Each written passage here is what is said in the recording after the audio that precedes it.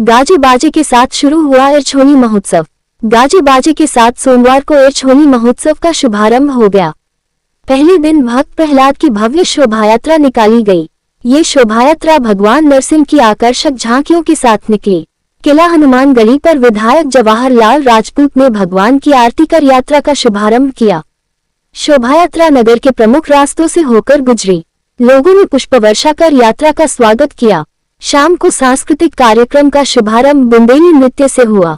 मुख्य अतिथि विधायक जवाहरलाल राजपूत और मंडलायुक्त बिमल दुबे की पत्नी रचना दुबे, संत चकाडोरी धाम के राकेश दास महाराज, संत उमेश दत्त शांडिल्य महाराज ने भगवान नरसिंह के चित्र के समक्ष दीप जलाया।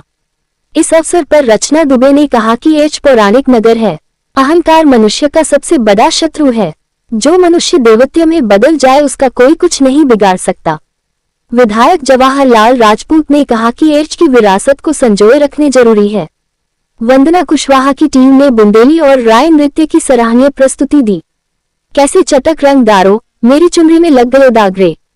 महोत्सव में वंदना कुशवाहा की टीम के कलाकारों ने राय नृत्य कैसे चटक रंग डारो, मेरी चुनरी में लग गए दाग रे पर जमकर तालियां बटोरी। कलाकारों की प्रस्तुति ने दर्शकों को मंत्रमुग्ध कर दिया। भजन संध्या में झमे श्रोता। महोत्सव में भजन संध्या का शुभारंभ मध्य प्रदेश मछुआ कल्याण बोर्ड के अध्यक्ष सीताराम बौथम ने नरसिंह भगवान की प्रतिमा के समक्ष दीप जलाकर किया। बौथम ने कहा कि यह इस नगर में भगवान का साक्षात अवतार हुआ है। इस नगर को धार्मिक नगरी घोषित किया जाना जरूरी है। अमित दल ने भजन प्रस्तुत कर सभी को मंत्रमुग्ध कर दिया। इन्होंने किया अतिथियों का स्वागत। अतिथियों का स्वागत का नगर पंचायत अध्यक्ष जयचंद्र राजपूत, भक्त प्रहलाद जन कल्याण समिति के अध्यक्ष अमित चौरसिया, सहकारिता बैंक के पूर्व चेयरमैन ओमकार सिंह, महेश यादव, चंद्रकांत पाठक, विजेंद्र सिंह सेंगर, गोविंद प्रताप सिंह, प्रवीण बुधलिया, रविंद्र केवट, संतोष, अखिलेश तिवारी, कमलेश द्विवेदी, अमित सचान, प्रदीप सोनी, हरिमोहन बिदुआ के अलावा कई लोग शामिल रहे। आज के कार्यक्रम। मंगलवार को परंपरागत बुंदेली प्रतियोगिता, दोपहर 11 बजे श्याम जादूगर की प्रस्तुति, दोपहर 12 बजे प्रतिभागियों का सम्मान, शाम 5 बजे से अखिल भारतीय कवि सम्मेलन, रात्रि 08 बजे से मयूर नृत्य की प्रस्तुति होगी। पुंछ से सुनील तिवारी की खास खबर।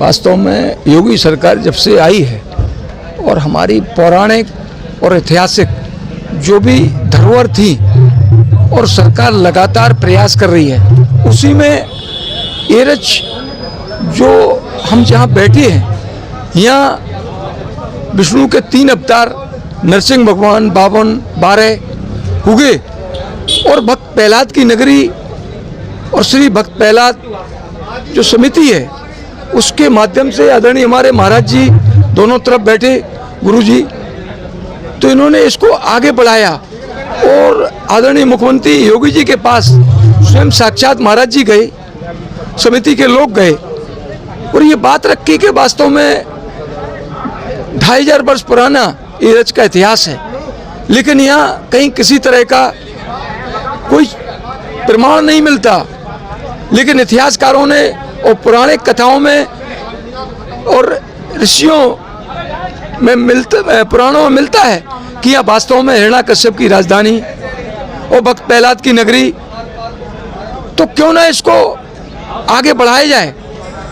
तो वास्तव में योगी जी के द्वारा 5-6 वर्ष हो गए, पहले 5-5 लाख रुपए, फिर 10 लाख रुपए, और एरच के नाम से आज हम समझते मड़िया घाट जो बेतवा नदी के किनारे 5 करोड़ का घाट बन रहा है, और भक्त प्रहलाद की और नरसिंह भगवान की मूर्ति सरकार के द्वारा उस किले पर बनने के लिए आदेश भी हो गया।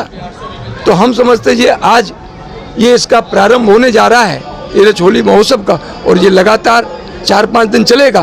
तो यहाँ की जो प्रतिभाएं हैं, हमारे कलाकार चाहे फाके हों या और भी सांस्कृतिक वाले हों, संगीत वाले हों, उन्हें भी प्रतिभाओं का निखारने का मौका मिलेगा। और हमारी जो धरोहर है, आज आप कह सकते हैं हम कि डिकोली प्रहलाद 2 है, लोग भूल गए थे, तो उसके लिए भी सरकार ने 9-10 करोड़ रुपए जारी किया है सड़क बनाने के लिए। प्रहलाद 2 की वहाँ भी निर्माण करने के लिए और भी पर्यटन की दृष्टि से काफ़ी कुछ धनराशि दी है। और एरच के लिए तो लगातार सरकार पूरी तरह से वचनबद्ध है, संकल्पित है कि वास्तव में एरच नगरी का हम सबका सौभाग्य है कि जो इतिहास है वो वास्तव में एक ऐसा है, कहीं ना कहीं 2500 वर्ष पहले इतना विशाल और विकराल था। आज अगर हम कहें विकास कार्य की दृष्टि से, तो जो डिफेंस कॉरिडोर का निर्माण हो रहा है, आज इसका साक्षात प्रमाण है कि यहाँ सरकार का हजारों करोड़ रुपए लगाया जा रहा है। यहाँ रोजगार के और बड़े बड़े उद्यमी लोग आ रहे हैं, सरकार के द्वारा भी डिफेंस कॉरिडोर का भारी निर्माण हो रहा है। तो आज हम कह सकते हैं कि इस क्षेत्र का, खासतौर से एरच नगरी का, हम सबका सौभाग्य है कि यहाँ जन्मे, और वास्तव में हजारों करोड़ यहाँ के नौजवानों को रोजगार मिलेगा और दूसरे लोगों को रोजगार देंगे। और ऐतिहासिक और पौराणिक हमारी जो अमर गाथा है वो हमेशा हमेशा के लिए हमारी दर पीढ़ी जो भूल रही थी उसको भी याद रखेंगे। क्या इस महोत्सव को प्रांत स्तर पर ले जाने का प्रयास? बिल्कुल सही पूछा आपने। ये अपना पूरा प्रयास है कि अभी लगातार जिला स्तर पर पर्यटन विभाग द्वारा हुआ है, अपना पूरा प्रयास है कि इसको प्रांत स्तर पर बनाया जाए। और यहाँ के जो कलाकार हैं उन्हें हर तरह से पूरे जनपदवासी क्या बुंदेलखंड वासियों को पूरा मौका मिले, और बाहर से भी कलाकार यहाँ आए। और ये जो अभी छोटे स्तर पर होता है, यहाँ जगह हमें लगता है संकीर्ण है, लेकिन इसके बाद किले के मैदान में नदी किनारे बड़ी जगह है। आने वाले समय में ये प्रांतीय स्तर पर होगा। ये अपने ऊपर वाले पर्यटन विभाग से और नगर विकास विभाग से दोनों से भी अनुरोध किया गया है, और हमें लगता है जल्दी ही प्रांत स्तर का होगा।